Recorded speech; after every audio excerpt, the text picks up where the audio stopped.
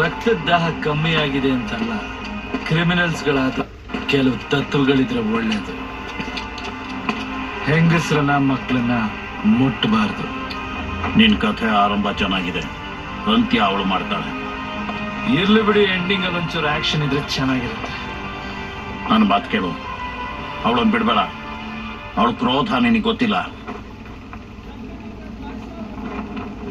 ಇತಿಹಾಸ ಪುರಾಣಗಳೇ ಹೇಳುತ್ತೆ, ಹೆಣ್ಣು ಕ್ರೋಧ ಬಂದ್ರೆ ಕೈ ಮಾಡಬಾರ್ದು.